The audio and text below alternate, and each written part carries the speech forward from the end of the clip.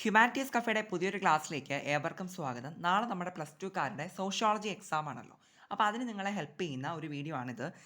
Then ഇതിൻ്റെ ഞാൻ ആദ്യമേ പറയുന്ന ഒരു കാര്യം, ഇതിൽ എന്താണ് മോസ്റ്റ് ഇമ്പോർട്ടൻ്റ് ആയിട്ടുള്ള ക്വസ്റ്റ്യൻസ് മാത്രമാണ് നമ്മൾ ഡിസ്കസ് ചെയ്യാൻ വേണ്ടിയിട്ട് പോകുന്നത്. സോ ആ ക്വസ്റ്റ്യൻസ് ചാപ്റ്റർ വൈസ് ആയിട്ട് പറയുന്നുണ്ട്, ഇംഗ്ലീഷിലും മലയാളത്തിലും ഒക്കെ. പിന്നെ ഡീറ്റെയിൽ ആയിട്ട് ചാപ്റ്റേഴ്സിൻ്റെ ഇമ്പോർട്ടൻറ്റ് ക്വസ്റ്റ്യൻസ്, വൺ വേർഡ്സ് ഒക്കെ ഉൾപ്പെടെയുള്ള വീഡിയോസ് ഞാൻ ചെയ്തിട്ടുണ്ട്. ആ മോഡൽ എക്സാം ടൈമിലായിരുന്നു ചെയ്തിട്ടുണ്ടായിരുന്നത്. അതുപോലെ തന്നെ നമ്മുടെ സോഷ്യോളജിയിൽ നിന്ന് എല്ലാ ചാപ്റ്റേഴ്സിൽ നിന്നും ഇമ്പോർട്ടൻ്റ് ആയിട്ട് ചോദിക്കാൻ ചാൻസ് ഉള്ള എസ്എ ക്വസ്റ്റ്യൻസിൻ്റെ വീഡിയോ സെപ്പറേറ്റ് ചെയ്തിട്ടുണ്ട്. പിന്നെ ചാപ്റ്റർ വൈസ് വെയിറ്റേജിൻ്റെ ഒരു വീഡിയോയും ചെയ്തിട്ടുണ്ട്. അപ്പോൾ ഇതെല്ലാം കൂടിയിട്ട് ഒരു പ്ലേലിസ്റ്റ് ക്രിയേറ്റ് ചെയ്തിട്ടുണ്ട്. ആ പ്ലേലിസ്റ്റിൻ്റെ ലിങ്ക് ഞാൻ ഡിസ്ക്രിപ്ഷനിൽ കൊടുത്തേക്കാം. അപ്പോൾ അത് കയറി നിങ്ങൾ നോക്കുക. അതിനകത്ത് ആവശ്യമുള്ള എല്ലാ വീഡിയോസും ഉണ്ട് കേട്ടോ. സോ അത് നിങ്ങളെല്ലാവരും കയറി നോക്കുക. ഓക്കെ, ഇപ്പം നമ്മൾ പറയാൻ പോകുന്നത് എന്താ പറയുക, ഇതുവരെ നന്നായിട്ടൊന്നും പഠിക്കാത്ത കുട്ടികളാണെന്നുണ്ടെങ്കിൽ, അതായത് എന്താണ് ഒന്നും അറിയത്തില്ല അല്ലെങ്കിൽ അത്രയും ടെൻഷൻ ആയിട്ടിരിക്കുന്നവർക്ക് ഹെൽപ്പ് ചെയ്യുന്ന ഒരു വീഡിയോ ആണ്. അതായത് ഏറ്റവും ഇമ്പോർട്ടൻ്റ് ആയിട്ടുള്ള കാര്യങ്ങൾ ഇതെങ്കിലും അറ്റ്ലീസ്റ്റ് നിങ്ങൾ പഠിച്ചിട്ട് പോവുക, ഈ പറയുന്ന ക്വസ്റ്റ്യൻസ് എങ്കിലും. ഓക്കെ, ദെൻ ഈ പഠിച്ചിട്ടുള്ള എല്ലാം പഠിച്ചു കഴിഞ്ഞവരാണെങ്കിൽ ഒന്ന് ചെക്ക് ചെയ്ത് നോക്കുക, ഇതൊക്കെ ഞാൻ ഈ പറയുന്ന ക്വസ്റ്റ്യൻസ് ഒക്കെ നന്നായിട്ട് നിങ്ങൾ പഠിച്ചിട്ടുണ്ടോ എന്നുള്ളത്. ഓക്കെ, അപ്പം നമുക്ക് നേരെ വീഡിയോയിലോട്ട് പോവാം. സോ ഫസ്റ്റ് ചാപ്റ്റർ എന്ന് പറയുന്നത് എന്താണ്, നമ്മുടെ ഒരു ഇൻട്രൊഡക്ടറി ചാപ്റ്റർ ആണല്ലോ. സോ അതിനകത്തുനിന്ന് പ്രയർ നോളജ് എന്താണ്, അല്ലെങ്കിൽ പ്രിയർ നോളജ് എന്ന് നമുക്ക് പറയാം. മുന്നറിവ് എന്ന് മലയാളത്തിൽ പറയുന്നുണ്ട്. സോ അത് നമുക്കൊരു 2 മാർക്കിനൊക്കെ ചോദിക്കുന്ന ക്വസ്റ്റ്യൻ ആണ്. പിന്നെ സെൽഫ് റിഫ്ലെക്സിവിറ്റി, സ്വയം പ്രതിപദനം എന്താണെന്നുള്ളത് 2 മാർക്കിൻ്റെ ക്വസ്റ്റ്യൻ ആണ്. Sociological imagination and common sense knowledge, ഇത് നമുക്കൊരു 4 മാർക്ക് വരെയൊക്കെ ചോദിക്കാം. ഇത് തമ്മിലുള്ള ഡിഫറൻസ് എഴുതാൻ വേണ്ടിയിട്ട്. ഇത് അഡീഷണൽ ടെക്സ്റ്റിലുള്ള ഒരു ചാപ്റ്റർ കൂടിയാണ് കേട്ടോ. ഞാൻ ഈ ഇമ്പോർട്ടൻറ്റ് ക്വസ്റ്റ്യൻസ് നേരത്തെയും ചെയ്തിട്ടുണ്ടെന്ന് പറഞ്ഞില്ലേ വീഡിയോസ്, അതിനകത്ത് അഡീഷണൽ ടെക്സ്റ്റ് ഒക്കെ വെച്ചുകൊണ്ട് നന്നായിട്ട് ഡീറ്റെയിൽ ആയിട്ട് പറയുന്നുണ്ട് കേട്ടോ. സോ ഇതിലും നമ്മൾ പറയുന്നുണ്ട്. സോ നോക്കിക്കൊള്ളുക. സോ ഈ ഒരു ക്വസ്റ്റ്യൻ വളരെ ഇമ്പോർട്ടൻ്റ് ആണ് കേട്ടോ. ഇത് അഡീഷണൽ ടെക്സ്റ്റിൽ ഉള്ളത് കൊണ്ട് തന്നെ ചോദിക്കാൻ നല്ല ചാൻസ് ഉണ്ട്. പിന്നെ CW മിൽസ് ആണ് നമ്മുടെ സോഷ്യോളജിക്കൽ ഇമാജിനേഷൻ എന്ന് പറയുന്ന കോൺസെപ്റ്റ് കൊണ്ടുവരുന്നത്. ആ ഒരു പേര് കൂടി നിങ്ങൾ അവിടെ ഓർത്ത് വെച്ചേക്കുക. ഓക്കെ, രണ്ടാമത്തെ ചാപ്റ്ററിലോട്ട് വരുന്ന സമയത്ത് ഡെമോഗ്രഫി, ജനസംഖ്യാ ശാസ്ത്രം എന്താണെന്നുള്ളത് നിങ്ങൾ അറിഞ്ഞിരിക്കും, ഒരു 2 മാർക്കിനൊക്കെ. പിന്നെ ഡെമോഗ്രഫിയുടെ 2 ടൈപ്പ് ഓഫ് ഡെമോഗ്രഫി ഉണ്ട്, അതൊക്കെ നിങ്ങളൊന്ന് നോക്കി വെച്ചിട്ട് പോകട്ടോ. പിന്നെ Malthusian theory of population growth, Malthusian സിദ്ധാന്തം എന്ന് പറയുന്നത് 8 മാർക്കിന് ചോദിക്കുന്ന ഒരു ഇമ്പോർട്ടൻ്റ് ആയിട്ടുള്ള എസ്എ ക്വസ്റ്റ്യൻ ആണ്. സോ അത് നിങ്ങൾ പഠിച്ചിട്ട് പോകണം. പിന്നെ തിയറി ഓഫ് ഡെമോഗ്രഫിക് ട്രാൻസിഷൻ, ജനസംഖ്യ പരിവർത്തന സിദ്ധാന്തം, കിങ്സ്ലി ഡേവിസ് കൊണ്ടുവന്നത്. ഇതും നിങ്ങൾ പഠിച്ചിട്ട് പോകേണ്ട ഒരു ഷോർട്ട് എസ്സേ ടോപ്പിക്കാണ് കേട്ടോ. മാൽത്തൂസിയൻ തിയറി എസ്സേക്ക് വന്നില്ല എന്നുണ്ടെങ്കിൽ ഷോർട്ട് എസ്സേക്ക് ആയാലും വരാൻ ചാൻസ് ഉള്ള ഒരു ക്വസ്റ്റ്യൻ ആണെന്നുള്ളത് ഓർത്ത് വെച്ചേക്കുക. Okay, then common concepts and indicators എന്ന് പറഞ്ഞിട്ടൊരു മേജർ ടോപ്പിക്ക് നമ്മുടെ രണ്ടാമത്തെ ചാപ്റ്ററിൽ കാണാൻ പറ്റും. പൊതുസങ്കല്പനങ്ങളും പിന്നെന്താണ് സൂചകങ്ങളും. അപ്പോൾ ഇതിനകത്ത് കുറേ കുഞ്ഞു കുഞ്ഞു ടോപ്പിക്സുകൾ പറയുന്നുണ്ട്. അതായത് ബർത്ത് റേറ്റ് എന്താ, ഡെത്ത് റേറ്റ് എന്താ, സെക്സ് റേഷ്യോ എന്താ, ഇൻഫൻറ്റ് മോർട്ടലിറ്റി റേറ്റ് എന്താ, ഇങ്ങനെ പറഞ്ഞിട്ട് കുറേ ടോപ്പിക്സ് പറയുന്നുണ്ട്. ആ ടോപ്പിക്സിൻ്റെ ഒക്കെ ഡെഫിനീഷൻ നിങ്ങളൊന്ന് പഠിച്ചിട്ട് പോവുക. അതൊക്കെ നമുക്ക് 1 വേർഡിനോ അല്ലെങ്കിൽ 2 മാർക്കിനോ ഒക്കെ എഴുതാൻ ചോദിക്കുന്ന ടോപ്പിക്സുകളാണ് കേട്ടോ. പ്രത്യേകിച്ചും സെക്സ് റേഷ്യോ ഒക്കെ പലപ്പോഴും ചോദിച്ച് കണ്ടിട്ടുള്ള ഒരു ക്വസ്റ്റ്യൻ ആണ്. ഓക്കെ, എല്ലാം നിങ്ങൾ നോക്കുക. അതിനകത്ത് കുറേ കാര്യങ്ങൾ പറയുന്നുണ്ട്, അതൊക്കെ വായിച്ച് വെച്ചിട്ട് പോവുക. പിന്നെ പോപ്പുലേഷൻ പോളിസി ഇൻ ഇന്ത്യയിലെ എന്താണ് ജനസംഖ്യ നയത്തെക്കുറിച്ചിട്ട് കൂടി പഠിക്കുക. അത് ഒരു എസ്സേ അല്ലെങ്കിൽ ഷോർട്ട് എസ്സേ ആയിട്ട് ചോദിക്കാൻ പറ്റുന്ന ഒരു ടോപ്പിക്കാണ്. ഈ ചാപ്റ്ററിൻ്റെ അവസാന ഭാഗത്ത് വരുന്നൊരു ടോപ്പിക്കാണ് കേട്ടോ. ഓക്കെ, ഇനി നമ്മുടെ മൂന്നാമത്തെ ചാപ്റ്ററിൽ കാസ്റ്റിൻ്റെ ഫ്യൂച്ചേഴ്സ്, കാസ്റ്റ് സിസ്റ്റത്തിൻ്റെ പ്രധാനപ്പെട്ട ഫ്യൂച്ചേഴ്സ്, ജാതി വ്യവസ്ഥയുടെ സവിശേഷതകൾ എന്തൊക്കെയാണെന്നുള്ളത് പഠിച്ചിട്ട് പോവുക. അതൊരു ഷോർട്ട് എസ്സേ ടോപ്പിക്കാണ്. 6 മാർക്കിനൊക്കെ നമുക്ക് ചോദിക്കാം കേട്ടോ. സോ എക്സ്പ്ലനേഷൻ സഹിതം അത് നിങ്ങൾ പഠിക്കുക, കാസ്റ്റിൻ്റെ ഫ്യൂച്ചേഴ്സ്. അതുപോലെ തന്നെ ഡോമിനൻ്റ് കാസ്റ്റ്, പ്രബല ജാതി പഠിക്കുമ്പോൾ ഇതിൻ്റെ സവിശേഷത ഫ്യൂച്ചേഴ്സ് നിങ്ങൾ പഠിക്കുക. അതുപോലെ തന്നെ ഇതിന് എക്സാമ്പിൾസ് ടെക്സ്റ്റ് ബുക്കിൽ കൊടുത്തിട്ടുണ്ട്. ആ എക്സാമ്പിൾസ് കൂടി നിങ്ങൾ പഠിക്കുക. ഇതൊക്കെ 1 വേർഡിനോ 2 മാർക്കിനോ ഒക്കെ ചോദിക്കാൻ ചാൻസ് ഉണ്ട്. ഏത് രീതിക്ക് വേണോ ഡോമിനൻ്റ് കാസ്റ്റിന് ക്വസ്റ്റ്യൻസ് എക്സ്പെക്ട് ചെയ്യാം. ഓക്കെ, ദെൻ നെക്സ്റ്റ് ഇമ്പോർട്ടൻ്റ് ആയിട്ട് പഠിക്കേണ്ടതാണ് ക്ലാസിഫിക്കേഷൻ ഓഫ് ട്രൈബൽ സൊസൈറ്റീസ്, ഗോത്ര സമൂഹങ്ങളുടെ വർഗീകരണങ്ങൾ എന്ന് പറയുന്നത്. പെർമനൻറ്റ് ട്രൈറ്റ്സ് എന്നും അക്വേർഡ് ക്യാരക്ടറിസ്റ്റിക്സ് എന്നും പറഞ്ഞിട്ട് 2 വിഭജിച്ചിട്ട് മീൻസ് ഡിവൈഡ് ചെയ്തിട്ടുണ്ട് അല്ലേ ട്രൈബൽ സൊസൈറ്റീസിനെ. സോ അത് 2 ഡിവിഷനെ പറ്റിയിട്ട് നിങ്ങൾ പഠിക്കുക. അത് നമുക്കൊരു ഷോർട്ട് എസ്സേ ആയിട്ട് ചോദിക്കാൻ ചാൻസ് ഉള്ള ക്വസ്റ്റ്യൻ ആണ്. അല്ലെങ്കിൽ 1 വേർഡ്സും ആ ഒരു ഭാഗത്ത് നിന്ന് പ്രതീക്ഷിക്കാം കേട്ടോ. ഡൈവേഴ്സ് ഫോംസ് ഓഫ് ഫാമിലി, അതായത് കുടുംബത്തിൻ്റെ വിവിധ തരത്തെക്കുറിച്ചിട്ട് നമ്മൾ പഠിക്കുന്നുണ്ട് ഈ ഒരു ചാപ്റ്ററിൽ, മൂന്നാമത്തെ പാഠത്തിൽ. അത് നിങ്ങൾ പഠിക്കുക. എല്ലാവർക്കും അറിയാമെന്നുള്ളത് തന്നെയായിരിക്കും.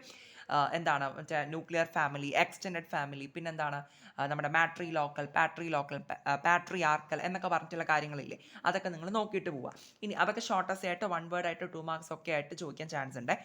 ഇനി 4ാമത്തെ ചാപ്റ്ററിലോട്ട് വരുന്ന സമയത്ത് ഇൻവിസിബിൾ ഹാൻഡ് എന്ന് പറയുന്ന ഒരു കോൺസെപ്റ്റ് കൊണ്ടുവന്നത് ആഡം സ്മിത്ത് ആയിരുന്നു. അതൊരു 1 വേർഡ് കണക്കാക്കി ഓർത്ത് വെച്ചേക്കുക.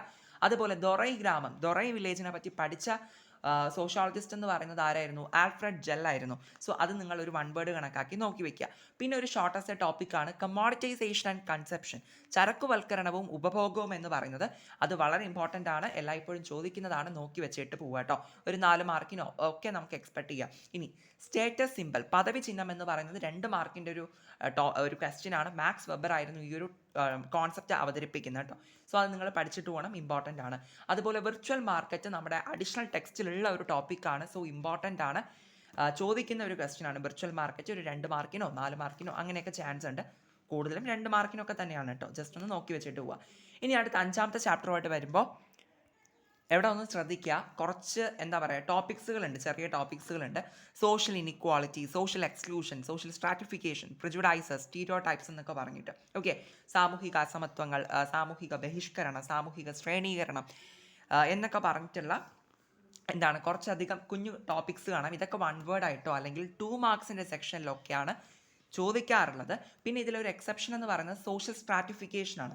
ഈ സോഷ്യൽ സ്ട്രാറ്റിഫിക്കേഷൻ ഒരു ഷോർട്ടസ്റ്റ് ലെവലിൽ മേ ബി ചോദിക്കാൻ ചാൻസ് ഉണ്ട്. ഓക്കെ, ബാക്കിയൊക്കെ ഒരു 2 മാർക്കിനൊക്കെ നമുക്ക് എക്സ്പെക്ട് ചെയ്യാം. 2 മാർക്കിൻ്റെ ക്വസ്റ്റ്യൻസ് ഒക്കെ നിങ്ങൾ നന്നായിട്ട് നോക്കിയിട്ട് പോകണം. കാരണം 2 മാർക്കിൻ്റെ സെക്ഷനിൽ നമുക്ക് സോഷ്യോളജിക്ക് ആണെങ്കിൽ എന്തില്ല, ചോയ്സ് ഇല്ല. ഓക്കെ, സോ 2 മാർക്കിൻ്റെ ക്വസ്റ്റ്യൻസ് എന്ന് പറയുന്നതൊക്കെ നന്നായിട്ട് തന്നെ നോക്കിയിട്ട് പോവുക കേട്ടോ. കാരണം അതെന്തായാലും എഴുതേണ്ടി വരുന്ന ക്വസ്റ്റ്യൻസ് ആണ്. 2 മാർക്കിൻ്റെ സെക്ഷൻ എന്ന് പറയുമ്പോൾ ചോയ്സ് ഇല്ലല്ലോ നോക്കാം. ഇനി അടുത്ത അൺടച്ചബിലിറ്റി, തൊട്ടുകൂടായ്മ എന്താണ്? അൺടച്ചബിലിറ്റി പഠിക്കുമ്പോൾ അതിന് ഡയമെൻഷൻസ് കൂടി നിങ്ങൾ പഠിച്ചിട്ട് പോവുക. ഡയമെൻഷൻസ് ഒക്കെ ഏത് രീതിക്ക് വൺ വേർഡിനായിട്ട് കണ്ടിട്ടുണ്ട്, 2 മാർക്കിൻ്റെതോ അല്ലെങ്കിൽ ഷോർട്ടസ്റ്റ് ആയിട്ടോ ഒക്കെ ചോദിക്കാൻ ചാൻസ് ഉള്ളതാണ്. അപ്പോൾ കംപ്ലീറ്റ് ആയിട്ട് അത് പഠിച്ചിട്ട് പോകണം. പിന്നെ വരുന്ന ഒരു 8 മാർക്കിൻ്റെ എസ്സേ ടോപ്പിക്കാണ് state and non state initiatives addressing caste and tribe discrimination എന്ന് പറയുന്നത് കേട്ടോ. സോ അത് നിങ്ങൾ നോക്കിയിട്ട് പോകണം. ജാതി ഗോത്ര വിവേചനത്തിനെതിരെ രാഷ്ട്രീയതര നടപടികൾ എന്തെല്ലാമായിരുന്നു, ഒരുപാട് നിയമങ്ങൾ ആർട്ടിക്കിൾസിനെ പറ്റി പഠിക്കാനുണ്ട്. അതൊക്കെ നിങ്ങൾ വായിച്ച് മനസ്സിലാക്കിയിട്ട് പോവുക. ഇനി ആദിവാസി സ്ട്രഗിൾസ്, ആദിവാസി സമരങ്ങളെ പറ്റിയിട്ട് പഠിക്കുക. അതും എഗെയിൻ ഒരു എസ്സേ ടോപ്പിക്കാണ്. അല്ലെങ്കിൽ ഇതൊക്കെ ഷോർട്ടസ്റ്റ് ആയിട്ട് ചോദിക്കാൻ ചാൻസ് ഉണ്ട് കേട്ടോ. വായിച്ചിട്ട് പോകട്ടെ. ആദിവാസി പ്രശ്നങ്ങളൊക്കെ നമുക്ക് ഈസി ആയിട്ട് പഠിക്കാവുന്നതേ ഉള്ളൂ. ഇനി വായിച്ചാലും നിങ്ങൾക്ക് ഓർത്തിരിക്കാൻ പറ്റുന്ന കാര്യങ്ങളാണ്, നോക്കിയിട്ട് പോകണേ. ഇനി struggle for women's equality and rights എന്ന് പറഞ്ഞിട്ട് ഒരു വലിയ ടോപ്പിക്ക് കാണാൻ പറ്റും. സ്ത്രീകളുടെ സമത്വത്തിനും അവകാശങ്ങൾക്കുമുള്ള സമരങ്ങൾ. ഇതിനകത്ത് നിന്ന് നമുക്ക് ഒരുപാട് വൺ വേർഡ്സ് വരുന്നുണ്ട്. ആൻഡ് 2 മാർക്ക് ക്വസ്റ്റ്യൻസോ ഒക്കെ നമുക്ക് എക്സ്പെക്ട് ചെയ്യാം. കാരണം ഒത്തിരി വൺ വേർഡ്സ് ആണ് കേട്ടോ. പ്രത്യേകിച്ചും പല ബുക്കുകളുടെ പേര്, ഓതേഴ്സിൻ്റെ പേര്, പിന്നെ ബ്രഹ്മസമാജ് പോലെയുള്ള അങ്ങനത്തെ കുറേ ഓർഗനൈസേഷൻസും അതിൻ്റെ ഫൗണ്ടേഴ്സിൻ്റെ പേരും സ്ത്രീകൾക്ക് വേണ്ടി വന്നിട്ടുള്ള കാര്യങ്ങളാണ് ഇതൊക്കെ. ഓക്കെ, അപ്പോൾ അതെല്ലാം ആ ഒരു ടോപ്പിക് കംപ്ലീറ്റ് ആയിട്ട് നിങ്ങളൊന്ന് പറ്റുന്ന പോലെ നോക്കിയിട്ട് പോവുക. വൺ വേർഡ്സ് ഒക്കെയാണ് അതിനകത്തുനിന്ന് കൂടുതലും കണ്ടിട്ടുള്ളത് കേട്ടോ. ഇനി നമ്മുടെ 6ാമത്തെ ചാപ്റ്ററിലോട്ട് പോകുമ്പോൾ കമ്മ്യൂണിറ്റി ഐഡൻറ്റിറ്റി, സാമുദായിക സ്വത്വം എന്താണെന്നുള്ളത് ഒരു 2 മാർക്ക് കണക്കാക്കി നിങ്ങൾ ഒന്ന് അറിഞ്ഞു വെച്ചിട്ട് പോവുക കേട്ടോ. കാര്യം എന്താണ്, കോൺസെപ്റ്റ് എന്താണെന്നുള്ളത്. അതുപോലെ റീജിയണലിസം, പ്രാദേശികവാദം എന്ന് മലയാളത്തിൽ പറയുന്നു, കമ്മ്യൂണലിസം അല്ലെങ്കിൽ വർഗീയത, സെക്യുലറിസം അല്ലെങ്കിൽ മതനിരപേക്ഷത. ഇതൊക്കെ ഒരു ഷോർട്ടസ്റ്റ് ടോപ്പിക്കുകളാണ്. സോ ഇതിലിപ്പോൾ എന്താ പറയുക, ഷോർട്ടസ്റ്റ് എന്ന് പറഞ്ഞാലും ഇതിലൊക്കെ തന്നെ മേ ബി ഇതൊക്കെ തന്നെ എടുത്ത് 2 മാർക്കിൻ്റെ സെക്ഷനിലും കണ്ടിട്ടുണ്ട്. പ്രത്യേകിച്ച് ഈ കമ്മ്യൂണലിസം ഒക്കെ 2 മാർക്കിനും 1 വേർഡിനും ഒക്കെ ചോദിച്ച് കണ്ടിട്ടുണ്ട്. എന്നാൽ ഷോർട്ടസ്റ്റേക്ക് നമുക്ക് എക്സ്പെക്ട് ചെയ്യാം. അപ്പോൾ കംപ്ലീറ്റ് ആയിട്ട് നോക്കിയിട്ട് പോകാണ്ട് നമുക്ക് വേറെ നിവൃത്തിയില്ല കേട്ടോ. പിന്നെ അടുത്ത നിങ്ങൾ ഈ ഒരു ചാപ്റ്ററിൽ നിന്ന് ഒരിക്കലും സ്കിപ്പ് ചെയ്യാൻ പാടില്ലാത്ത ഒരു ക്വസ്റ്റ്യൻ ആണ് സ്റ്റേറ്റ് ആൻഡ് സിവിൽ സൊസൈറ്റി, രാഷ്ട്രവും പൗരസമൂഹവും. പൗരസമൂഹങ്ങളെ പറ്റിയിട്ട് 8 മാർക്കിന് എസ്സേ ചോദിക്കുന്നതാണ്, അല്ലെങ്കിൽ ഷോർട്ടസ്റ്റ് ആയാലും വരുന്നതാണ്. അത് നിങ്ങൾ കംപ്ലീറ്റ് ആയിട്ട് നോക്കിയിട്ട് പോകണം കേട്ടോ. ദെൻ ഒരു കാര്യം ഞാൻ എഴുതിയില്ല, റൈറ്റ് ടു ഇൻഫോർമേഷൻ ആക്ടിനെ പറ്റിയിട്ട് നമ്മൾ 6ാമത്തെ ചാപ്റ്ററിൽ പഠിക്കുന്നുണ്ട്. ദാറ്റ് ഈസ് എന്താണ് വിവരാവകാശ നിയമം എന്ന് നമുക്ക് മലയാളത്തിൽ പറയാം. അത് 2005 നിലവിൽ വന്നിട്ടുണ്ടായിരുന്നത് കേട്ടോ. ആ ഒരു കാര്യം നിങ്ങളൊന്ന് ഓർത്ത് വെച്ചേക്കുക. ചിലപ്പോഴൊക്കെ വൺ വേർഡ് ആയിട്ടും ചോദിച്ച് കണ്ടിട്ടുണ്ട് കേട്ടോ. ഇനി അടുത്ത് ഞാൻ ആ കാര്യങ്ങളൊക്കെ ഞാൻ ഡീറ്റെയിൽ ആയിട്ട് മറ്റേ വീഡിയോസിലൊക്കെ പറയുന്നുണ്ട് കേട്ടോ. സോ നോക്കൂ, ഇനി അടുത്ത 8ാമത്തെ ചാപ്റ്റർ എന്ന് പറയുന്നത് കൊളോണിയലിസം ആണ്. അത് 2 മാർക്കിന് നമുക്ക് ഡെഫിനേഷൻ ചോദിക്കാറുണ്ട്, നോക്കിയിട്ട് പോവുക. ദെൻ അടുത്ത് വരുന്ന ഇമ്പോർട്ടൻറ്റ് ടോപ്പിക്കാണ് urbanisation and industrialisation, colonial experience of India എന്ന് പറയുന്നത്. നോക്കി പഠിച്ചിട്ട് പോയ ടോപ്പിക്കാണ്. നഗരവൽക്കരണം, വ്യവസായവൽക്കരണവും പിന്നെ എന്താണ് അതിൻ്റെ അധിനിവേശ അനുഭവത്തെ പറ്റിയിട്ടാണ് നമ്മൾ പഠിക്കുന്നത്. ഇതിനകത്തുനിന്ന് നമുക്ക് വൺ വേർഡ്സ് ഒക്കെ ഒത്തിരി വരാറുണ്ട്, 2 മാർക്ക് ക്വസ്റ്റ്യൻസ് വരാറുണ്ട്, അല്ലെങ്കിൽ ഇത് മുഴുവനായിട്ടും ഒരു ഷോർട്ടസ്റ്റ് ആയിട്ടും ചോദിക്കാറുണ്ട്. സോ നിങ്ങൾ ഈ ടോപ്പിക്ക് സ്കിപ്പ് ചെയ്യരുത് കേട്ടോ. അതിനകത്ത് 2 മാർക്സ് ക്വസ്റ്റ്യൻ ആയിട്ട് ചോദിക്കുന്നത് ഈ ഒരു ടോപ്പിക്കാണ്, ഡീ ഇൻഡസ്ട്രിയലൈസേഷൻ, അപവ്യവസായവൽക്കരണത്തെ പറ്റിയിട്ടാണ് 2 മാർക്കിന് ആ ഒരു ടോപ്പിക്ക് റിലേറ്റ് ചെയ്തിട്ട് വരുന്നത്. നിങ്ങളത് പഠിച്ചാൽ മതി, അപ്പോൾ അത് കിട്ടും. ഓക്കെ, ദെൻ നെക്സ്റ്റ് ഈ ചാപ്റ്ററിൽ നിന്ന് പഠിക്കേണ്ടത് അവസാനത്തെ ഒരു ടോപ്പിക് ഉണ്ട് ഈ ചാപ്റ്ററിലെ, urbanisation in independent India, MSA Rao. അതായത് MSA റാവോ എന്ന് പറയുന്ന സോഷ്യോളജിസ്റ്റിൻ്റെ അഭിപ്രായത്തിലുള്ള എന്താണ് അർബനൈസേഷനാണ്, ഇൻഡിപെൻഡൻറ്റ് ഇന്ത്യയിലെ അർബനൈസേഷനെ പറ്റിയിട്ടാണ് നമുക്ക് ക്വസ്റ്റ്യൻ വരുന്നത്. അതായത് നഗരവൽക്കരണം സ്വതന്ത്ര ഇന്ത്യയിൽ ഇതാരുടെ മീൻസ് ആരുടെ ഒരു ഒപ്പീനിയൻ ബേസ് ചെയ്തിട്ടാണ് MSA റാവോ എന്ന് പറയുന്ന എന്താണ് സോഷ്യോളജിസ്റ്റിൻ്റെ ഇതാണ്. സോ അത് നിങ്ങൾ MSA റാവോ എന്ന് പറഞ്ഞു കഴിഞ്ഞാൽ നമുക്ക് ക്വസ്റ്റ്യൻ വരും. അപ്പോൾ നിങ്ങൾ അത് നോക്കിയിട്ട് പോവുക കേട്ടോ. ഷോർട്ടസ്റ്റ് ആയിട്ട് 4 മാർക്കിനൊക്കെ ചോദിക്കാൻ ചാൻസ് ഉള്ള ഒരു ടോപ്പിക്കാണ്, ഇമ്പോർട്ടൻ്റ് ആണ്.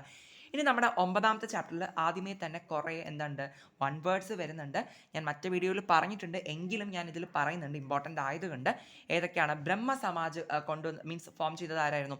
രാജാറാം മോഹൻ റോയ്. ഓക്കെ, അറിയാലോ. എവിടെയാണ് വന്നത്? ബംഗാളിലാണ് വന്നത്. അത് നമുക്ക് ചോദിക്കാറുണ്ട് വൺ വേർഡിന്. പ്രാർത്ഥനാ സമാജ് ആരുടെയായിരുന്നു? റാണഡയാണ് ഫോം ചെയ്തത് അല്ലേ. അതുപോലെ അലിഗഡ് മൂവ്മെന്റ് ആരാ ഫോം ചെയ്തത്? സർ സയ്യിദ് അഹമ്മദ് ഖാൻ ആയിരുന്നു ഫോം ചെയ്തത്. ഇനി ദ സോഴ്സസ് ഓഫ് നോളജ് എന്ന് ഇതൊരു ബുക്കിന്റെ പേരാണ്. ഇത് എഴുതിയത് ആരായിരുന്നു? വീരേശലിംഗമായിരുന്നു എഴുതിയിട്ടുണ്ടായിരുന്നത്. ആര്യ സമാജ് ആരാ ഫോം ചെയ്തത്? ആര്യ സമാജ് ഫോം ചെയ്തത് ദയാനന്ദ സരസ്വതിയാണ്. ആൻഡ് അത് എവിടെ ഫോം ചെയ്തു എന്ന് ചോദിച്ചിട്ടുണ്ടെങ്കിൽ പഞ്ചാബാണ് കേട്ടോ. ആ സ്ഥലം പഞ്ചാബാണ്. സ്ഥലവും ചോദിക്കാറുണ്ട്. ഇനി ഇന്ദു പ്രകാശ് എന്ന് പറയുന്നത് ഒരു ബുക്കിന്റെ പേരാണ്. ആൻഡ് അത് എഴുതിയത് വിഷ്ണു ശാസ്ത്രിയാണ് കേട്ടോ. ആക്ച്വലി നമ്മുടെ ഇന്ദു പ്രകാശ് എന്ന് പറയുന്നത് വിദ്യാസാഗർ എന്ന് പറയുന്ന ഒരു വ്യക്തി എഴുതിയ ബുക്കാണ്. അതിനെ മറാത്തിയിലോട്ട് ട്രാൻസ്ലേറ്റ് ചെയ്ത വ്യക്തിയാണ് വിഷ്ണു ശാസ്ത്രി എന്ന് പറയുന്നത് കേട്ടോ. സോ ഏത് രീതിക്ക് നമുക്ക് ഈ ഒരു മാച്ച് ദ ഫോളോവിങ് ഇത് ചോദിച്ച് കണ്ടിട്ടുണ്ട്. ദെൻ അടുത്ത് ഗേൾസ് സ്കൂൾ, അതായത് ഇന്ത്യയിലെ ആദ്യത്തെ എന്താ പറയുക ഗേൾസ് സ്കൂൾ സ്റ്റാർട്ട് ചെയ്തത് ആരായിരുന്നു എന്നാണ് ചോദിക്കുന്നത്. ഭൂലെയാണ് കേട്ടോ. ജ്യോതിബ ഭൂലെയാണ്. എവിടെയാണ് സ്റ്റാർട്ട് ചെയ്തത് അതും ചോദിക്കാറുണ്ട്. പൂനെയിലായിരുന്നു സ്റ്റാർട്ട് ചെയ്തിട്ടുണ്ടായിരുന്നത് കേട്ടോ. പൂനെയിൽ ജ്യോതിബ ഭൂലെയാണ് ഗേൾസിന് വേണ്ടിയിട്ട് ആദ്യത്തെ സ്കൂൾ സ്റ്റാർട്ട് ചെയ്യുന്നത് ഇന്ത്യക്കകത്ത്. ആൻഡ് പർദ സിസ്റ്റം, ഓക്കെ, പർദ സിസ്റ്റത്തിനെതിരായിട്ട് ഫൈറ്റ് ചെയ്ത വ്യക്തി ആരാണെന്ന് ചോദിക്കുകയാണെങ്കിൽ ജഹനാര ഷാനവാസ് ആണ്, ഒരു ലേഡിയാണ്. സോ പർദ സിസ്റ്റം, പർദ അറിയാമല്ലോ. സോ പർദ സിസ്റ്റത്തിനെതിരെ ഫൈറ്റ് ചെയ്ത വ്യക്തി ആരാണ്? ജഹനാര ഷാനവാസ് ആണ്. അപ്പോൾ ഇതൊക്കെ വൺ വേർഡ്സ് ആണ്. നിങ്ങൾ നോക്കിയിട്ട് പോവുക. മാച്ച് ദ ഫോളോവിങ്ങിൽ എവിടെ വേണോ നമുക്ക് ചോദിക്കാനൊക്കെ ചാൻസ് ഉണ്ട്. പഠിച്ചിട്ട് പോകുക കേട്ടോ. ദെൻ അടുത്ത സാൻസ്കൃതൈസേഷൻ, സംസ്കൃതവൽക്കരണം. വളരെ ഇമ്പോർട്ടൻ്റ് ആയിട്ടുള്ള 8 മാർക്കിനോ അല്ലെങ്കിൽ 6 മാർക്കിനോ ചോദിക്കാവുന്ന ഷോർട്ട് എസ്സേ ടോപ്പിക്കാണ് സാൻസ്കൃതൈസേഷൻ. സംസ്കൃതവൽക്കരണം നന്നായിട്ട് പഠിക്കുക. ഇത് പഠിക്കുമ്പോൾ ഇതിൻ്റെ ക്രിറ്റിസിസംസ്, വിമർശനങ്ങൾ കൂടി നിങ്ങൾ പഠിച്ചിട്ട് പോകണം. അതുകൂടി ചേർത്താണ് നമുക്ക് എസ്സേക്ക് ചോദിക്കാറുള്ളത് കേട്ടോ. അപ്പോൾ അത് വളരെ ഇമ്പോർട്ടൻ്റ് ആണ്. പഠിക്കാത്ത ആരെങ്കിലും ഉണ്ടെങ്കിൽ അത് ഉറപ്പായിട്ട് നിങ്ങൾ പഠിച്ചിട്ട് പോകേണ്ട ടോപ്പിക്കാണ്. ഇനി അടുത്ത് വെസ്റ്റേണൈസേഷൻ, പാശ്ചാത്യവൽക്കരണം. എഗെയിൻ ഒരു എസ്സേ ടോപ്പിക്കാണ്. ഷോർട്ട് എസ്സേ ആയിട്ടോ എസ്സേ ആയിട്ടോ ഒക്കെ ചോദിക്കാൻ ചാൻസ് ഉണ്ട്.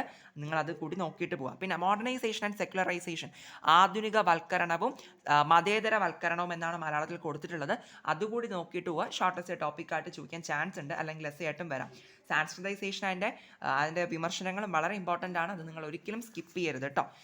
കാരണം പലതവണ ചോദിച്ച് കണ്ടിട്ടുണ്ട്, അതുകൊണ്ടാണ്. ഇനി 10ാമത്തെ ചാപ്റ്റർ എന്ന് പറയുന്നത് നോക്കൂ, അതിനകത്ത് ആദ്യമേ പഠിക്കേണ്ടത് core values of Indian constitution. അതായത് ഇത് നമ്മുടെ അഡീഷണൽ ടെക്സ്റ്റ് ബുക്കിൽ ഡീറ്റെയിൽ ആയിട്ട് കൊടുത്തിട്ടുള്ള ഒരു ടോപ്പിക്കാണ്. നിങ്ങൾ വായിച്ച് മനസ്സിലാക്കിയിട്ട് പോവുക കേട്ടോ. നമുക്കൊരു ഷോർട്ട് എസ്സേ ഒക്കെ ആയിട്ട് ചോദിക്കാൻ ചാൻസ് ഉണ്ട് കേട്ടോ. ഇനി അടുത്ത് നമ്മുടെ ഒരു വൺ വേർഡാണ് ഹരിജൻ എന്ന് പറയുന്ന ന്യൂസ് പേപ്പർ. ആരുടെയാണ്? ഗാന്ധിജിയുടേതാണ്. ആൻഡ് അതിൽ അദ്ദേഹം എഴുതിയ ഒരു ആർട്ടിക്കിളിൻ്റെ പേരാണ് ദ വേൾഡ് വേ എന്ന് പറയുന്നത്. സോ ഇത് നമുക്ക് വൺ വേർഡായിട്ട് ചോദിക്കാറുണ്ട്, നോക്കിയിട്ട് പോവുക. ആൻഡ് നോക്കൂ, അടുത്ത് നിങ്ങൾ പഠിക്കേണ്ട 8 മാർക്കിൻ്റെ എസ്സേ ടോപ്പിക്കാണ് പഞ്ചായത്തി രാജ്. പഞ്ചായത്തി രാജ് എന്താണ്? അതിനകത്ത് 73rd 74th അമെൻമെൻറ്റിനെ പറ്റി ഡീറ്റെയിൽ ആയിട്ട് പറയുന്നുണ്ട്. അത് നിങ്ങൾ പഠിക്കുക. പ്ലസ് അതോടൊപ്പം തന്നെ powers and responsibilities of panchayat, അതായത് പഞ്ചായത്തുകളുടെ അധികാരവും ചുമതലകളും എന്താണ്. ഈ 2 ടോപ്പിക്സ് നിങ്ങൾ കവർ ചെയ്തിട്ട് പോവുക. അതെല്ലാവരും നിർബന്ധമായിട്ടും പഠിച്ചിട്ട് പോകേണ്ടതാണ്. 8 മാർക്കിനോ അല്ലെങ്കിൽ 6 മാർക്കിനോ ഒക്കെ നമുക്ക് ചോദിക്കാൻ ചാൻസ് ഉള്ളതാണ് കേട്ടോ. പഞ്ചായത്തി രാജ് എന്താണ്? 73 74 ഭേദഗതി എന്താണ്? അത് നിങ്ങൾ പഠിക്കുക. അതോടൊപ്പം തന്നെ എന്താണ്? പഞ്ചായത്തുകളുടെ അധികാരവും ചുമതലകളും നിങ്ങൾ പഠിക്കുക കേട്ടോ. ഈ പഞ്ചായത്തുകളുടെ അധികാരവും ചുമതലയൊക്കെ സെപ്പറേറ്റ് ആയിട്ട് മാത്രമായിട്ടും ചോദിക്കാറുണ്ട്. സോ വളരെ ഇമ്പോർട്ടൻ്റ് ആണ്. ഇനി ന്യായ പഞ്ചായത്തുകൾ എന്താണ്? വന പഞ്ചായത്തുകൾ എന്താണ്? രണ്ടും എന്താണ്? മലയാളത്തിലും ഇങ്ങനെ തന്നെയാണ് പറയുക. അതാണ് ഞാനത് എഴുതാത്തത്. സോ ഇത് രണ്ടും നമുക്ക് എന്താക്കും? 2 മാർക്കിനോ അല്ലെങ്കിൽ 1 വേർഡിനോ ഒക്കെ ചോദിക്കുന്ന ടോപ്പിക്കാണ്. ഡെഫിനീഷൻ എന്താണെന്നുള്ളത് നിങ്ങൾ നോക്കിയിട്ട് പോയാൽ മതിയാവും. പ്രഷർ ഗ്രൂപ്പ്സ്, സമ്മർദ്ദ സംഘങ്ങൾ, ഇതും നമുക്ക് 2 മാർക്കിൻ്റെ ഒരു ടോപ്പിക്കാണ്. ജസ്റ്റ് കാര്യം എന്താണെന്നുള്ളത് മനസ്സിലാക്കിയിട്ട് പോകും കേട്ടോ. ഇനി അടുത്ത 11ാമത്തെ ചാപ്റ്ററിലോട്ട് വരുന്ന സമയത്ത് ഇമ്പാക്റ്റ് ഓഫ് ലാൻഡ് റിഫോംസ്, ഭൂപരിഷ്കരണങ്ങളുടെ അനന്തരഫലങ്ങളെ പറ്റി നമ്മൾ പഠിക്കുന്നുണ്ട്. അതിൽ തന്നെ 2 ഘട്ടങ്ങളായിട്ടാണ് നമ്മൾ പഠിക്കുന്നത്. ഒന്ന് കൊളോണിയൽ പീരീഡ്, ഓക്കെ, കൊളോണിയൽ കാലഘട്ടത്തിലെ ലാൻഡ് റിഫോംസിൻ്റെ ഇമ്പാക്റ്റ് പറയുന്നുണ്ട്. അതുപോലെ തന്നെ ഇൻഡിപെൻഡൻറ്റ് ഇന്ത്യ, സ്വതന്ത്ര ഇന്ത്യയിലെ ലാൻഡ് റിഫോംസിൻ്റെ ഇമ്പാക്റ്റ് പറയുന്നുണ്ട്. ആ 2 സ്റ്റേറ്റസിനെ പറ്റിയിട്ട് നിങ്ങൾ പഠിക്കുക. ഇതിലേത് വേണമോ എടുത്തിട്ട് നമുക്ക് ഷോർട്ടസ്റ്റ് ആയിട്ട് ചോദിക്കാൻ ചാൻസ് ഉണ്ട്. നിങ്ങൾ നോക്കിയിട്ട് പോവുക കേട്ടോ. ദെൻ അടുത്ത് വളരെ ഇമ്പോർട്ടൻ്റ് ആണ്, ഒരിക്കലും സ്കിപ്പ് ചെയ്യരുത് എന്ന് പറയാൻ പറ്റുന്ന ടോപ്പിക്കാണ് green revolution and it's social consequences എന്ന് പറയുന്നത്. അതായത് ഹരിത വിപ്ലവവും അതിൻ്റെ സാമൂഹിക പ്രത്യാഘാതങ്ങളും. ഓക്കെ, എന്താണ് പറയുക, വളരെ ഇമ്പോർട്ടൻ്റ് ആണ്. 8 മാർക്കിന് എസ്സേക്ക് ചോദിക്കുന്നതാണ്, അല്ലെങ്കിൽ ഷോർട്ടസ്റ്റ് ആയിട്ട് മീൻസ് 6 മാർക്കിനും നമുക്ക് വരാൻ ചാൻസ് ഉണ്ട്. ഗ്രീൻ റവല്യൂഷൻ മസ്റ്റായിട്ട് നിങ്ങൾ പഠിച്ചിട്ട് പോവുക. പഠിക്കാത്ത ആരെങ്കിലും ഉണ്ടെങ്കിൽ എടുത്തു വെച്ച് പഠിക്കുക, വളരെ ഇമ്പോർട്ടൻ്റ് ആണ് കേട്ടോ. ഞാനിത് ഇത്ര ഇങ്ങനെ എഫേർട്ട് ഇട്ട് പറയണത് എന്താണെന്നറിയോ, അത് PYQസിൽ അത്രയും എന്താ പറയുക, അങ്ങനെ എസ്സേക്കൊക്കെ ചോദിച്ച് കണ്ടിട്ടുള്ളത് കൊണ്ടാണ് ഇങ്ങനത്തെ അങ്ങനത്തെ ക്വസ്റ്റ്യൻസ് ഞാൻ എന്ത് ചെയ്യുന്നത്, കുറച്ചുകൂടി സ്ട്രെസ് കൊടുത്ത് പറയുന്നത്. ആരെങ്കിലും പഠിക്കാത്ത വിട്ടിട്ടുണ്ടെന്നുണ്ടെങ്കിൽ ഒന്ന് പഠിച്ചോട്ടെ എന്ന് കരുതിട്ട് കേട്ടോ. ഓക്കെ, ദെൻ അടുത്ത് വരുന്ന ഒരു ടോപ്പിക്കാണ് transformations in rural society after independence. അതായത് സ്വതന്ത്രാനന്തരം ഗ്രാമസമൂഹത്തിലുണ്ടായ പരിവർത്തനങ്ങൾ എന്തൊക്കെയാണെന്നുള്ളത്. ഇതൊരു ഷോർട്ടസ്റ്റ് ടോപ്പിക്കാണ്, നിങ്ങൾ നോക്കിയിട്ട് പോവുക. ഇനി feminisation of agriculture labour force, കാർഷിക മേഖലയിലെ സ്ത്രൈണവൽക്കരണം എന്ന് പറഞ്ഞ് ഒരു 2 മാർക്കിനൊക്കെ ചോദിക്കാൻ ചാൻസ് ഉള്ള ഒരു കുഞ്ഞു ടോപ്പിക്കാണ്. ആൻഡ് സർക്കുലേഷൻ ഓഫ് ലേബർ, തൊഴിൽ ചംക്രമണം എന്ന് പറയുന്നതും ഒരു 2 മാർക്കിന് നമുക്ക് ചോദിക്കാം. ആക്ച്വലി പറഞ്ഞു കഴിഞ്ഞാൽ ഈ സർക്കുലേഷൻ ഓഫ് ലേബർ എന്ന് പറഞ്ഞിട്ട് ഒരു വലിയൊരു ടോപ്പിക്ക് നമ്മുടെ ടെക്സ്റ്റ് ബുക്കിൽ കൊടുത്തിട്ടുണ്ട്. അതിനകത്താണ് ഈ feminisation of agriculture labour force എന്താണ് എഴുതി വെച്ചിട്ടുള്ളത്. പിന്നെ ആരെങ്കിലും ശ്രദ്ധിക്കാതെ വിടുമെന്ന് വിചാരിച്ചിട്ടാണ് ഞാനത് സെപ്പറേറ്റ് ആയിട്ട് കൂടി എഴുതി വെച്ചിട്ടുള്ളത്. നിങ്ങൾ സർക്കുലേഷൻ ഓഫ് ലേബർ കംപ്ലീറ്റ്ലി വായിക്കുമ്പോൾ അവിടെ കിട്ടും കേട്ടോ, കാര്യം കിട്ടും. ഓക്കെ, ദെൻ അടുത്ത് കോൺട്രാക്ട് ഫാമിംഗ്, കരാർ കൃഷി. ഈ ചാപ്റ്ററിൻ്റെ അവസാന ഭാഗത്തോട്ട് ഇടയിൽ ഒരു പോർഷനായിട്ട് കൊടുത്തിട്ടുള്ള ഒരു ടോപ്പിക്കാണ് കോൺട്രാക്ട് ഫാമിംഗ് കേട്ടോ. ഐ തിങ്ക് ഏറ്റവും അവസാനത്തെ ടോപ്പിക്കിനകത്ത് വരുന്നൊരു ടോപ്പിക്കാണ്. നിങ്ങൾ നോക്കിയിട്ട് പോവുക. കരാർ കൃഷി 2 മാർക്കിന് നമുക്ക് ചോദിക്കാൻ ചാൻസ് ഉള്ളതാണ് കേട്ടോ, അതുകൊണ്ട് അത് പറഞ്ഞത്. ഇനി 12ാമത്തെ ചാപ്റ്ററിലോട്ട് വരുന്ന സമയത്ത് ഓർഗനൈസ്ഡ് ആൻഡ് അൺഓർഗനൈസ്ഡ് സെക്ടർ എന്താണ്, സംഘടിതവും അസംഘടിത മേഖലയെ പറ്റിയിട്ട് നിങ്ങൾ പഠിക്കുക. 4 മാർക്കിനൊക്കെ നമുക്ക് കമ്പാരിസൺ ആയിട്ട് ഇത് തമ്മിൽ ഡിഫറൻസ് ചെയ്താൽ നോക്കുക, മീൻസ് എഴുതാൻ ചോദിക്കാറുണ്ട്. ഒരു ടേബിൾ ഫോർമാറ്റിലൊക്കെ പഠിച്ചിട്ട് പോവുകയാണെങ്കിൽ അത്രയും നല്ലതായിരിക്കും. എങ്ങനെയായാലും നിങ്ങൾ പഠിച്ചിട്ട് പോവുക, കമ്പാരിസൺ ഡിഫറൻസ് നിങ്ങൾ മനസ്സിലാക്കിയിരിക്കുക, അത് തമ്മിൽ ഇമ്പോർട്ടൻ്റ് ആണ് കേട്ടോ. ഇനി അടുത്ത് വളരെ ഇമ്പോർട്ടൻ്റ് ആയിട്ടുള്ള ഒരു ടോപ്പിക്കാണ് globalisation, liberalisation and change in Indian industry എന്ന് പറയുന്നത്. ആഗോളവൽക്കരണവും ഉദാരവൽക്കരണവും ഇന്ത്യൻ വ്യവസായത്തിലെ മാറ്റങ്ങളും എന്ന് പറയുന്നത്. ഇതൊരു 8 മാർക്കിന് ചോദിച്ച് കണ്ടിട്ടുള്ള ടോപ്പിക്കാണ്. ആൻഡ് ഓൾസോ ഷോർട്ടസ്റ്റ് ആയിട്ട് വരാൻ ചാൻസ് ഉണ്ട്, നോക്കിയിട്ട് പോവുക. ഇനി ഔട്ട്സോഴ്സിങ് എന്താണ്, ഡിസ്ഇൻവെസ്റ്റ്മെൻറ്റ് എന്താണ്, ഇത് 2 മാർക്കിൻ്റെ ടോപ്പിക്സാണ്. ഇതും ആക്ച്വലി എന്താണ്, ഈ ഒരു ടോപ്പിക് ഉണ്ടല്ലോ ഗ്ലോബലൈസേഷൻ ലിബറലൈസേഷൻ, ഇതിനകത്ത് വരുന്ന 2 ടോപ്പിക്കുകളാണ് ഔട്ട്സോഴ്സിങ്ങും ഡിസ്ഇൻവെസ്റ്റ്മെൻറ്റും കേട്ടോ. അപ്പോൾ ഇത് നിങ്ങൾ പഠിച്ചെങ്കിൽ ഓട്ടോമാറ്റിക്കലി ഇതും കൂടി നിങ്ങൾക്ക് കിട്ടി മീൻസ് കവർ ചെയ്ത് പോവും. പക്ഷേ ഇത് നമുക്ക് സെപ്പറേറ്റ് ആയിട്ടും ചോദിക്കാറുണ്ട് 2 മാർക്കിന് കണക്കാക്കി, ഔട്ട്സോഴ്സിങ് എന്താണ്, ഡിസ്ഇൻവെസ്റ്റ്മെൻറ്റ് എന്താണെന്നുള്ളത്. അപ്പോൾ അത് ശ്രദ്ധിക്കാൻ വേണ്ടിയിട്ടാണ് സെപ്പറേറ്റ് ആയിട്ട് എഴുതിയിട്ടുള്ളത്. ഓക്കെ, നെക്സ്റ്റ് പഠിക്കേണ്ടതാണ് ടൈലറിസം അല്ലെങ്കിൽ സയൻറ്റിഫിക് മാനേജ്മെൻറ്റ് എന്ന് വെച്ചിട്ടുണ്ടെങ്കിൽ എന്താണ്, ശാസ്ത്രീയ മാനേജ്മെൻറ്റ് എന്ന് പറയാം. ഷോർട്ടസ്റ്റ് ആണ്, 2 മാർക്കാണ്, 1 മാർക്കാണ്, എങ്ങനെ വേണോ ചോദിക്കാൻ ചാൻസ് ഉണ്ട്. സോ നിങ്ങൾ കംപ്ലീറ്റ് ആയിട്ട് നോക്കിയിട്ട് പോവുക. ഇനി night out, flexi time, knowledge economy, ഇതൊക്കെ 2 മാർക്കിൻ്റെ ടോപ്പിക്സുകളാണ്, അല്ലെങ്കിൽ 1 വേർഡ് ആയിട്ട് ചോദിക്കാം. ഡെഫിനേഷൻ കണക്കാക്കി നിങ്ങളൊന്ന് നോക്കിയിട്ട് പോകട്ടോ. ഇനി ഹോം ബേസ്ഡ് വർക്ക്, ഗാർഹിക അടിസ്ഥാനത്തിലുള്ള തൊഴിൽ എന്താണെന്നുള്ളത്. ഇതിനകത്താണ് നമ്മുടെ BD ഇൻഡസ്ട്രിയൊക്കെ പറയുന്നത്. അത് നമുക്കൊരു ഷോർട്ടസ്റ്റ് ആയിട്ട് ചോദിക്കാൻ ചാൻസ് ഉള്ള ടോപ്പിക്കാണ് കേട്ടോ, നോക്കിയിട്ട് പോവുക. നെക്സ്റ്റ് വരുന്നത് 13ാമത്തെ ചാപ്റ്ററാണ് ഡയമെൻഷൻസ് ഓഫ് ഗ്ലോബലൈസേഷൻ. ആഗോളവൽക്കരണത്തിൻ്റെ വ്യത്യസ്ത മാനങ്ങൾ എന്തെല്ലാമാണെന്നുള്ളത് ഒരു ഷോർട്ടസ്റ്റ് ടോപ്പിക്കാണ്. ഇതിൽ നിങ്ങൾ ശ്രദ്ധിക്കേണ്ടത്, ഈ ഒരു ടോപ്പിക്ക് ഷോർട്ടസ്റ്റേക്ക് വന്നില്ല എന്നുണ്ടെങ്കിൽ ഇതിനകത്ത് പലതരത്തിലുള്ള സബ് ടോപ്പിക്സ് വരുന്നുണ്ട്. അതായത് ഗ്ലോബലൈസേഷൻ്റെ ഡയമെൻഷൻസ് ആയിട്ട് പല കാര്യങ്ങളും പറയുന്നുണ്ട് കേട്ടോ. അതൊക്കെ നമുക്കെടുത്തിട്ട് 2 മാർക്കിനോ ഒക്കെ നമുക്ക് സെപ്പറേറ്റ് ആയിട്ടും ചോദിക്കാറുണ്ട് കേട്ടോ. അപ്പോൾ നിങ്ങൾ എന്താ ചെയ്യേണ്ടതെന്ന് വെച്ചിട്ടുണ്ടെങ്കിൽ ഈ ഒരു ടോപ്പിക്കിനകത്ത് പറയുന്ന കാര്യങ്ങളെല്ലാം കംപ്ലീറ്റ് ആയിട്ട് പഠിച്ചിട്ട് പോവുക. ഓക്കെ, അപ്പോൾ നമുക്ക് അതിനകത്തുനിന്ന് എങ്ങനെ ക്വസ്റ്റ്യൻസ് വന്നാലും നമുക്കപ്പോൾ എഴുതാൻ പറ്റും. ക്ലിയർ? ഇനി നെക്സ്റ്റ് ഡിജിറ്റൽ ഡിവൈഡ് എന്താണെന്നുള്ളത് ഒരു 2 മാർക്ക് കണക്കാക്കി നിങ്ങൾ നോക്കിയിട്ട് പോവുക.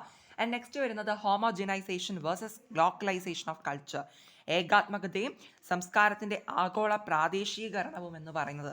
ഓക്കെ, ഇത് നമുക്കൊരു ഷോർട്ടസ്റ്റ് ആയിട്ടോ ഒക്കെ നമുക്ക് പ്രത്യേകിച്ചും ഗ്ലോക്കലൈസേഷൻ ഓഫ് കൾച്ചർ എന്താണെന്ന് 2 മാർക്കിനോ അങ്ങനെയൊക്കെ ചോദിക്കാറുണ്ട്. സോ നിങ്ങൾ ഈ ഒരു ടോപ്പിക്ക് നിങ്ങൾ നോക്കിയിട്ട് പോകണേ. ഇനി കോർപ്പറേറ്റ് കൾച്ചർ, കോർപ്പറേറ്റ് സംസ്കാരം എന്താണെന്നുള്ളത് 2 മാർക്കിന് ചോദിക്കുന്ന ക്വസ്റ്റ്യൻസ് ആണ് കേട്ടോ.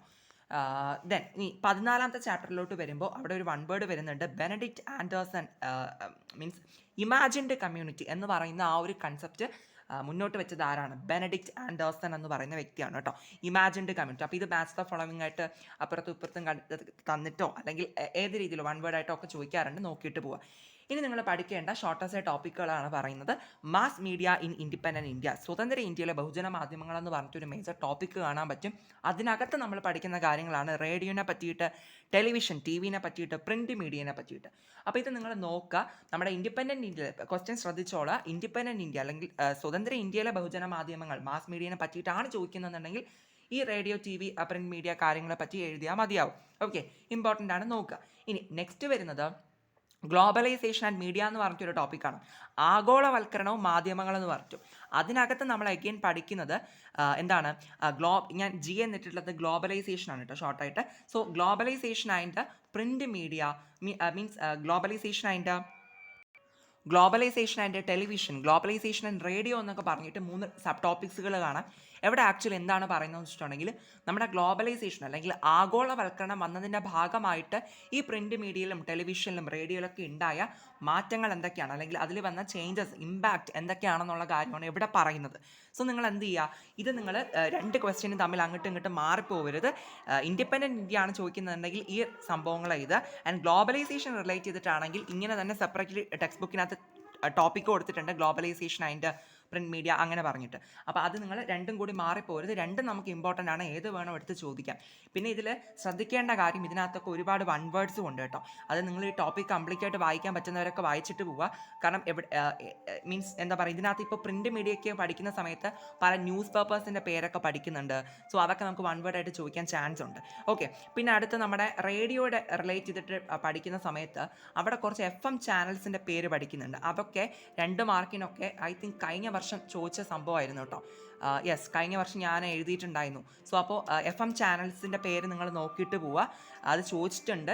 പിന്നെ അത് മാത്രമല്ല, ഇൻഫോർടൈൻമെൻറ്റ് എന്നൊക്കെ പറഞ്ഞിട്ട് ഒരു കോൺസെപ്റ്റ് നിങ്ങൾക്ക് ഇതിനകത്ത് കാണാൻ പറ്റും.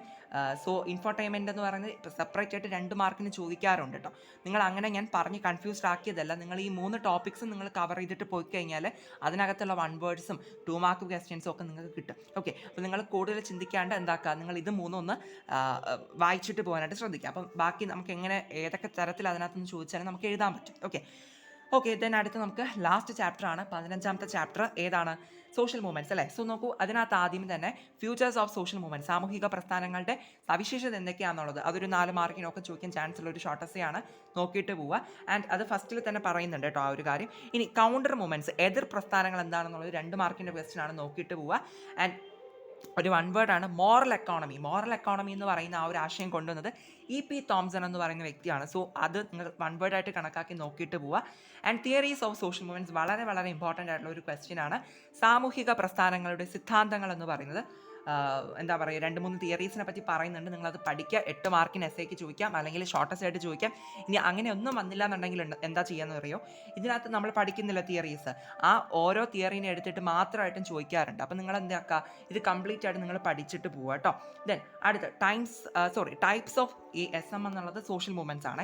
ടൈപ്സ് ഓഫ് സോഷ്യൽ മൂവ്മെൻറ്റ്സ്, അതായത് നമ്മുടെ സാമൂഹിക പ്രസ്ഥാനങ്ങളുടെ വിവിധ തരത്തിലുള്ള സാമൂഹിക പ്രസ്ഥാനങ്ങൾ ഏതൊക്കെയാണെന്നുള്ളത്, അതും ഒരു 2-3 ടൈപ്പ് പറയുന്നുണ്ട്. അതും ഷോർട്ടസ്റ്റ് ആയിട്ട് വന്നില്ല എന്നുണ്ട് എങ്കിൽ എന്ത് ചെയ്യും, ആ ടൈപ്സുകൾ മാത്രമായിട്ട് എടുത്തിട്ട് ചോദിക്കാറുണ്ട്. മീൻസ് മുഴുവനായിട്ട് ചോദിച്ചില്ലെങ്കിൽ അതിൽ ഏതെങ്കിലും ഒരെണ്ണം മാത്രം പിക്ക് ഔട്ട് ചെയ്തിട്ട് ചോദിക്കാറുണ്ട്. സോ നിങ്ങൾ കംപ്ലീറ്റ് ആയിട്ട് അത് നോക്കിയിട്ട് പോവുക. ഇനി old and new social movements, പഴയതും പുതിയതുമായിട്ടുള്ള സാമൂഹിക പ്രസ്ഥാനങ്ങൾ, അവ തമ്മിലുള്ള വ്യത്യാസം, മുൻകാലങ്ങളിൽ അപേക്ഷിച്ച് ഇപ്പോഴത്തെ മീൻസ് ഇപ്പോൾ വന്ന വ്യത്യാസങ്ങൾ എന്തൊക്കെയാണ്, അങ്ങനെ റിലേറ്റ് ചെയ്തിട്ടൊരു ക്വസ്റ്റ്യൻ വരാറുണ്ട് ഷോർട്ടസ്റ്റ് ആയിട്ട് കേട്ടോ. ഇനി അടുത്ത ചിപ്കോ പ്രസ്ഥാനം, യെസ്, അത് നിങ്ങൾ നോക്കിയിട്ട് പോവുക, ഷോർട്ടസ്റ്റ് ആണെങ്കിൽ. ദെൻ എന്താണ് ഇതിനകത്ത് നിന്നൊക്കെ വൺ വേർഡ്സ് ആയിട്ട് നമുക്ക് വേണമെങ്കിൽ വരാം. ഷോർട്ടസ്റ്റ് ആയിട്ട് ഇപ്പോൾ എല്ലാം കൂടി ഷോർട്ടസ്റ്റ് ആയിട്ട് ഈ ചാപ്റ്ററിൽ നിന്ന് വരാൻ പോകുന്നില്ലല്ലോ. ഓക്കെ, അപ്പം ഷോർട്ടസ്റ്റ് എന്ന് പറയുന്നുണ്ടെങ്കിലും അത് നിങ്ങൾ പഠിക്കുക.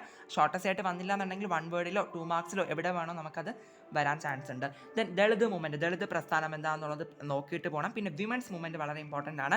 വനിതകളുടെ പ്രസ്ഥാനം 8 മാർക്കിനൊക്കെ ചോദിക്കാനും ചാൻസ് ഉണ്ട് കേട്ടോ. അതൊക്കെ അല്ലെങ്കിൽ ഷോർട്ടസ്റ്റ് ആയിട്ടോ ഏത് രീതിക്ക് വേണോ ചോദിക്കാം. അപ്പോൾ ഇത്രയൊക്കെയാണ് ഒരു എന്താ പറയുക നമ്മൾ ചാപ്റ്റേഴ്സിനകത്തുനിന്ന് മീൻസ് മോസ്റ്റ് ഇമ്പോർട്ടൻറ്റ് ക്വസ്റ്റ്യൻസ് ആയിട്ട് പറയാനുള്ളത്.